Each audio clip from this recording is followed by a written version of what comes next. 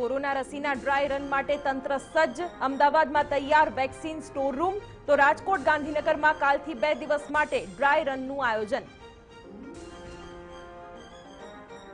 UK અને યુરોપથી ગુજરાત આવેલા કુલ 1720 લોકોના RT-PCR ટેસ્ટ, 11 લોકોના રિપોર્ટ પોઝિટિવ. નવા સ્ટ્રેનની તપાસ માટે સેમ્પલ પુણે અને ગાંધીનગર મોકલાયા.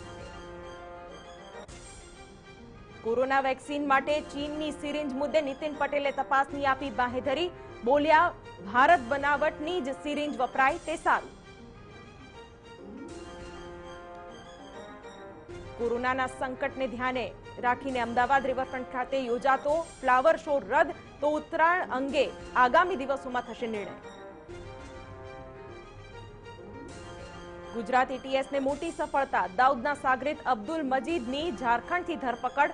મહેસાણામાં વર્ષ 1996ના આર્મ્સ હોલ કેસમાં હતો ફરાર. તો રાજકોટમાં સામે આવ્યું એક આશ્ચર્યજનક કિસ્સો. 3 ભાઈ બહેને 10 વર્ષ પોતાને કેદ કર્યા. 10 વર્ષથી ઓરડીમાં રહેતા હતા. ત્રણેયને છોડાવાયા. અરવલ્લીના બાયડમાં ફરી દીપડો દેખાતા લોકોમાં ભય. દીપડા સાથે તેનું બચ્ચું પણ હોવાનું અનુમાન.